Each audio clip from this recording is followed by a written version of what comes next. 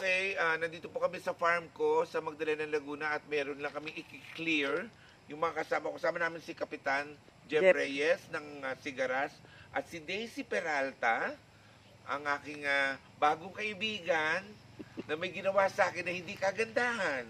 Ikwento mo, Daisy, anong nangyari?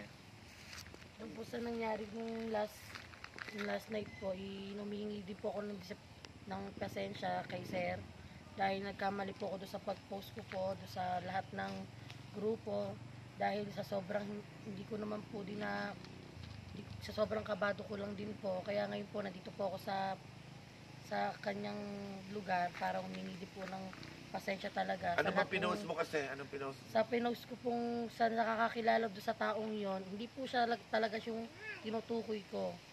Iba po yung tinutukoy ko talaga. Hindi po talaga siya. Kaya pasensya na po sa mga po nakakita, sa mga po alam nung pasensya na din po at nadamay po si Sir Eagle. Hindi ako yon. Gusto ko, sabi mo sa akin, hindi ako. Hindi po si Sir Eagle ang mismo tinutukoy ko po doon sa post. At iba, yung isa pong taong yon. Pasensya na po talaga. Gusto ko lang malaman mo na ang ginawa mo ay hindi tama, ha, Daisy?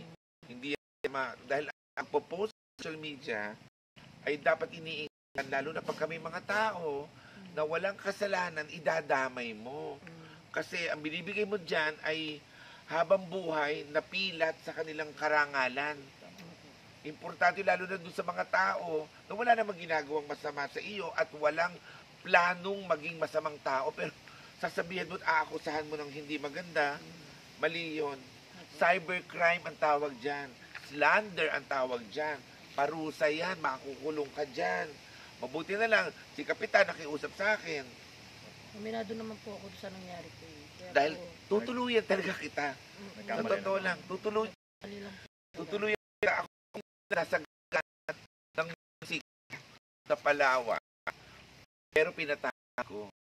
Dulo na ang buto ko. Pinataka ko kasi aksidente yun eh. Wala siyang kinalaman at hindi kami talaga, walang plano eh. Nagkataon. Oo. Pero tayong dalawa, alam mo eh, tukoy mo. Pero ginawa mo pa rin. Dapat ginamit mo utak mo. Oo, yun nga po. Sorry po talaga. Pasensya.